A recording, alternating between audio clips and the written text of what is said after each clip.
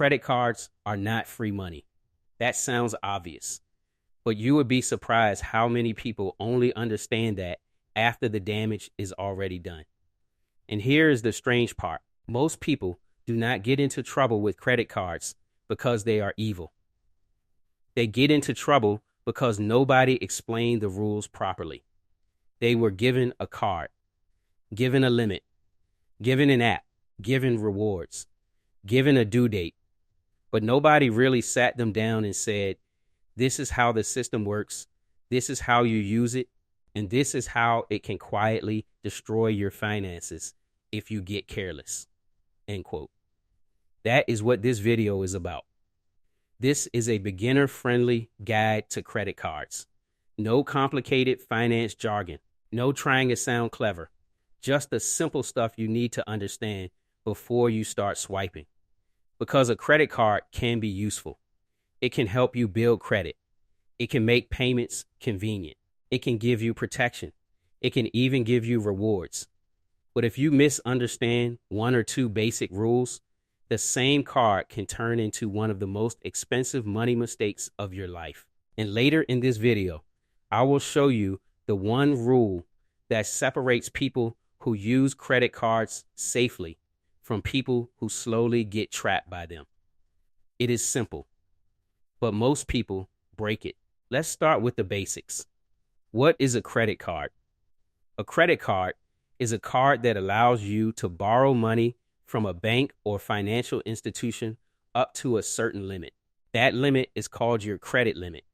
So if the bank gives you a credit card with a limit of $1,000, that means you can borrow up to $1,000 using that card. But here is the part beginners must understand immediately. That money is not yours. It may feel like money. It may look like money in the app. It may say available credit, but it is not income. It is not savings. It is borrowed money. And borrowed money always comes with rules. This is the first difference between a debit card and a credit card. A debit card uses your own money. When you swipe a debit card, the money usually leaves your bank account almost immediately.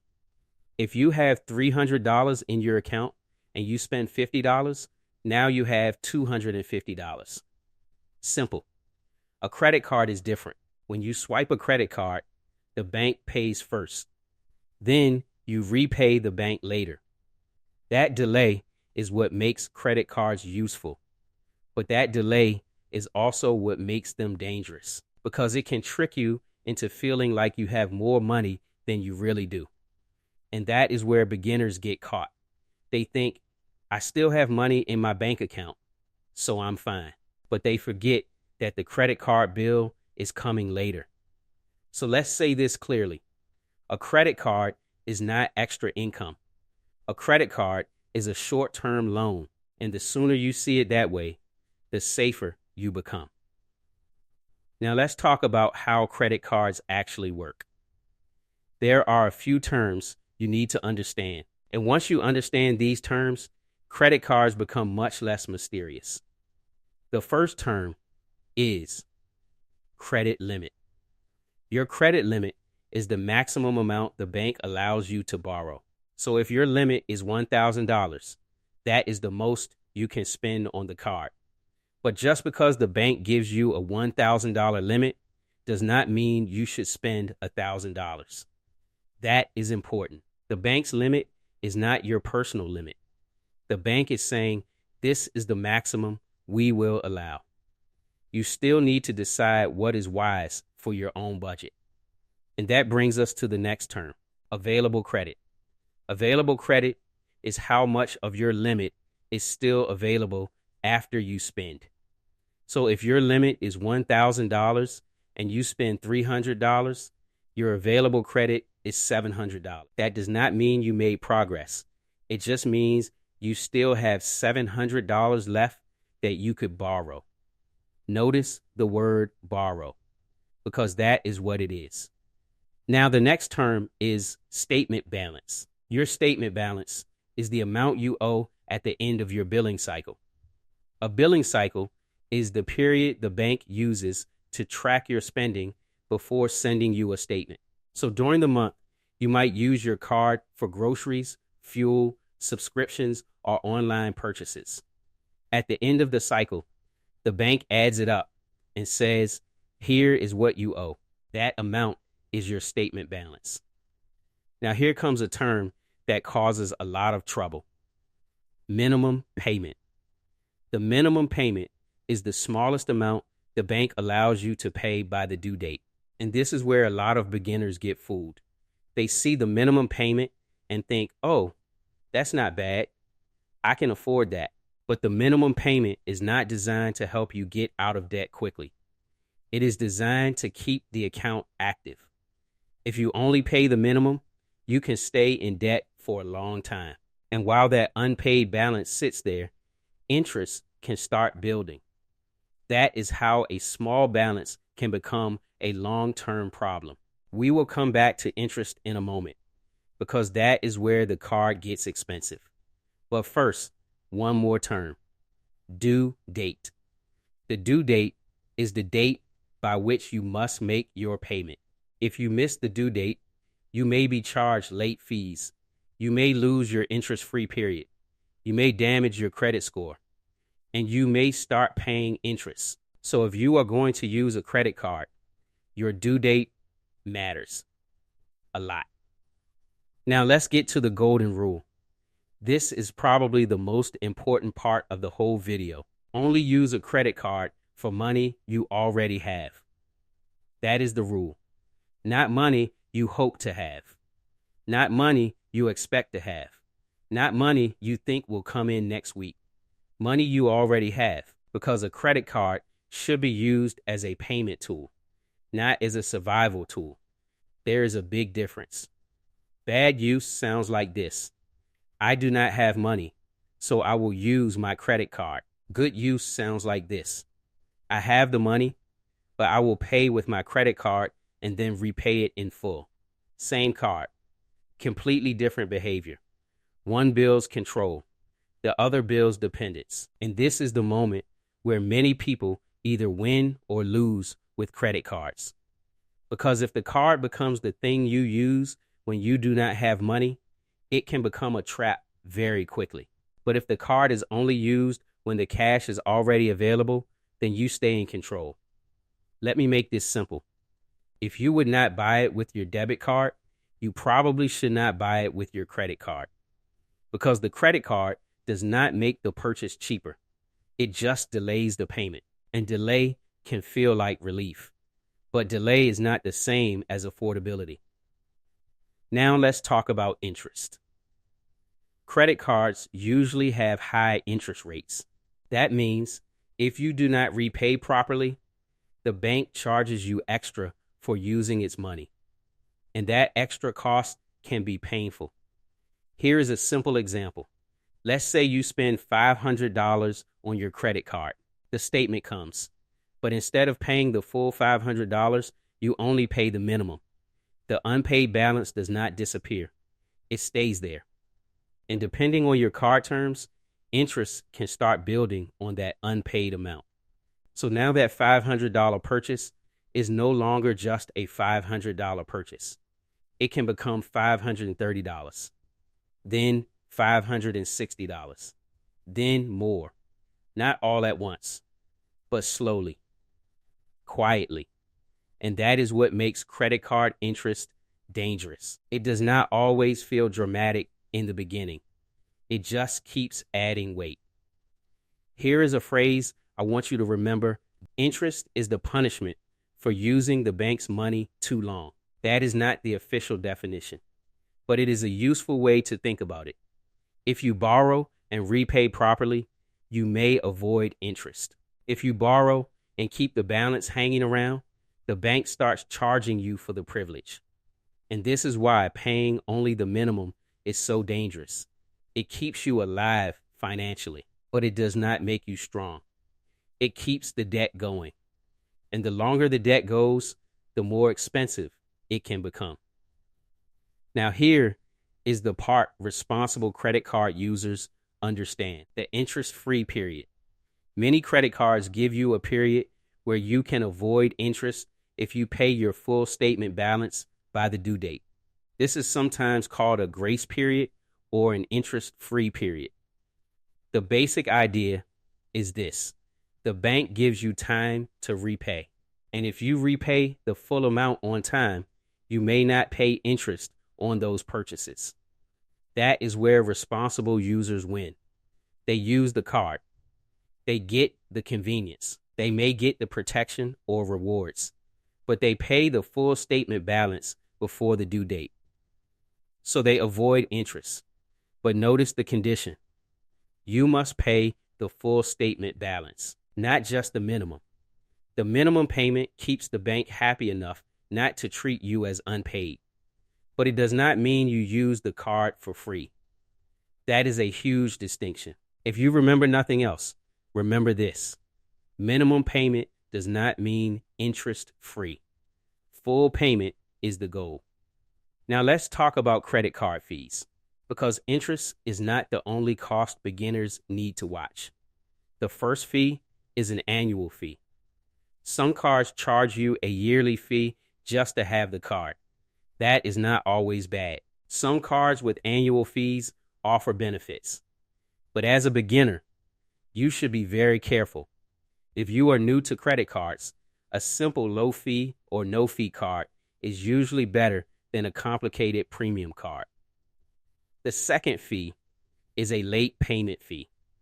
This happens when you miss your due date, and this one is painful because it can hurt you twice. You pay the fee, and you may damage your credit profile. That is why reminders are important. The third fee is a cash withdrawal fee. This is when you use your credit card to withdraw cash. And beginners need to be very careful here. Withdrawing cash from a credit card is usually a bad idea unless it is a real emergency. Why? Because cash withdrawals can attract extra fees. They may attract interest immediately, and they can be a sign that your finances are already under pressure. A credit card is not an ATM for money you do not have. The fourth fee is a foreign transaction fee. This can apply when you buy something in another currency or use the card internationally. So if you travel or shop from international websites, check this. The fifth fee is an over-limit fee. This may apply if you go over your credit limit, depending on the card and country. But honestly, if you are close to maxing out the card, the fee is not even the biggest problem. The bigger problem is that the card is already becoming too central to your financial life. Now let's talk about credit scores.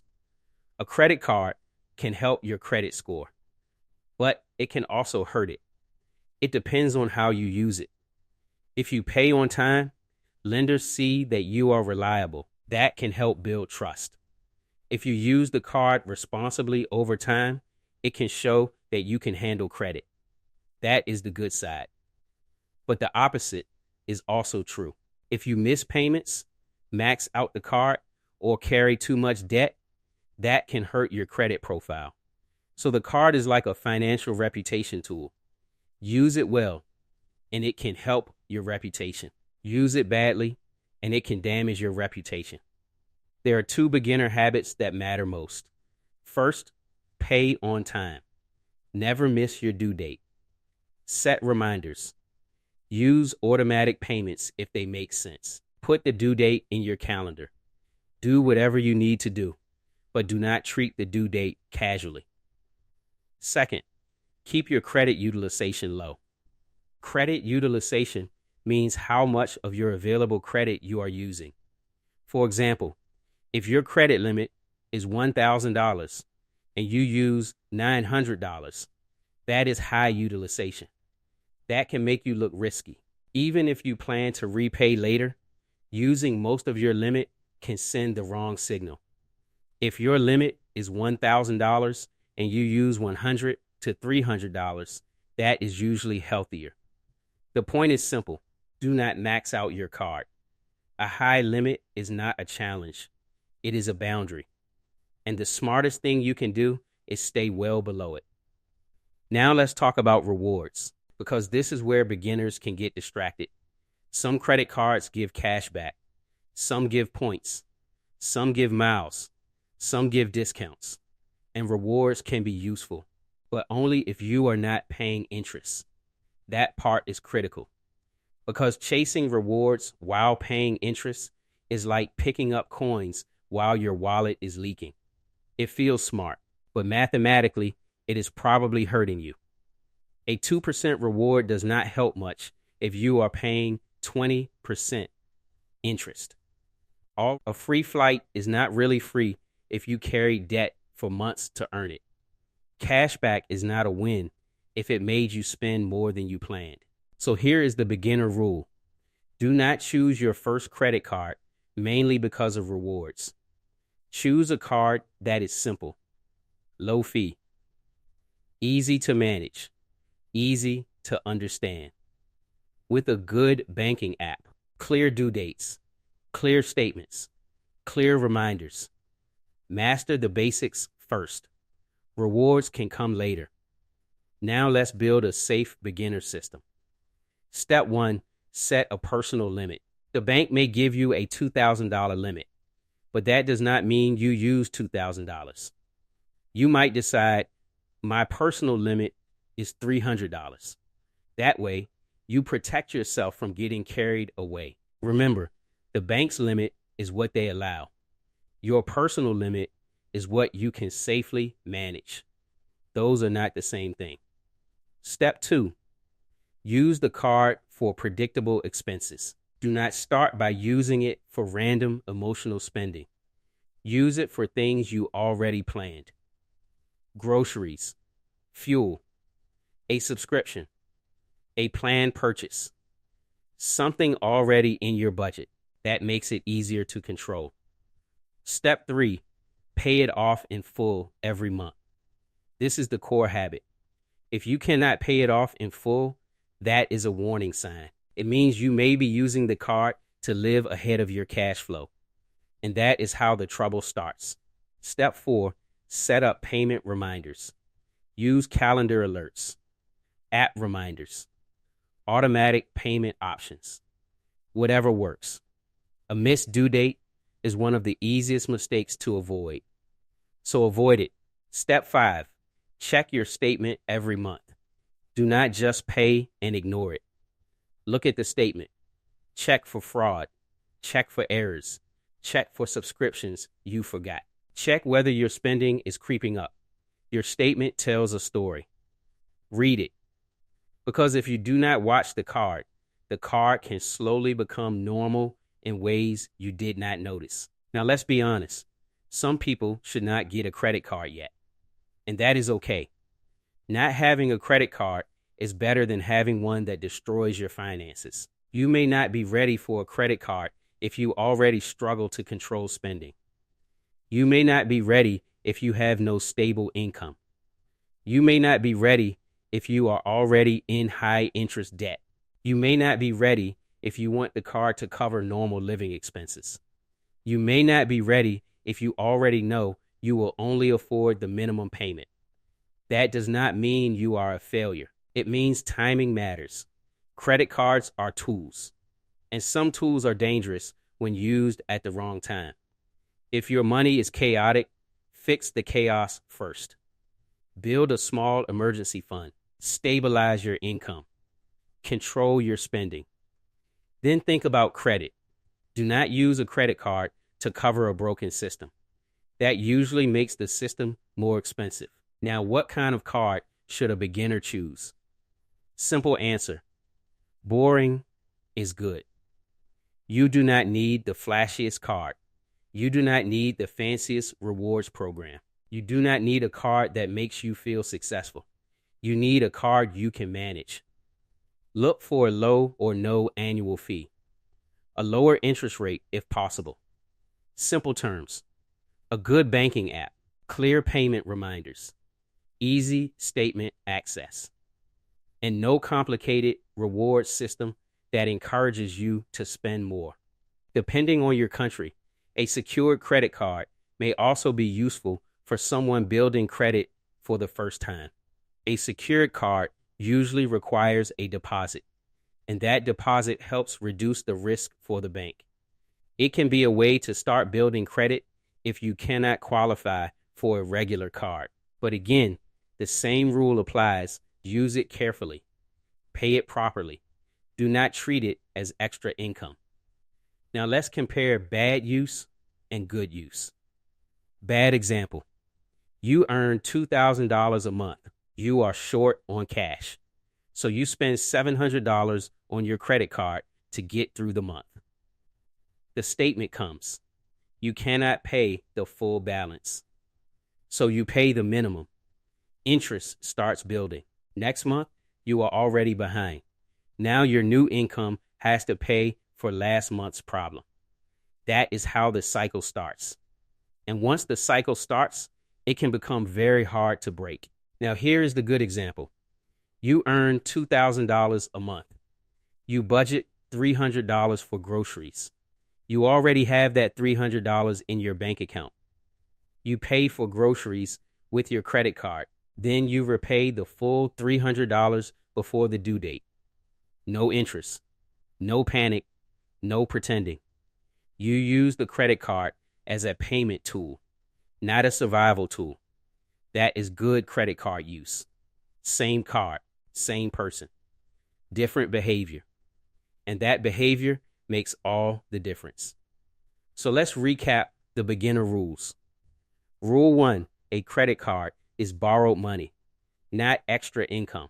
Rule 2, pay the full balance every month, not just the minimum. Rule 3, never spend money you do not already have. Rule 4, avoid cash withdrawals. Rule 5, keep your utilization low. Do not max out the card. Rule 6, do not chase rewards before mastering the basics. Rule 7, one credit card used well is better than 5 cards used badly. That last one matters. A lot of people think more credit means more power. Not always. Sometimes more credit just means more ways to make mistakes. Your goal is not to collect cards. Your goal is to build control. And if you are a beginner, control is more important than rewards, status, points, miles, or fancy limits. Here is the main takeaway. Credit cards are not good or bad by themselves. They are tools. Used properly, they can help you build credit, manage payments, and create convenience. Used badly, they can trap you in expensive debt and make your future income pay for your past decisions. So before you get excited about your limit, your points, or your rewards, master the basics. Understand the statement. Respect the due date. Pay in full. Keep utilization low. And only spend money you already have. That is how you use a credit card without letting the credit card use you. Now watch the next video about the difference between a debit card and a credit card. The truth will shock you.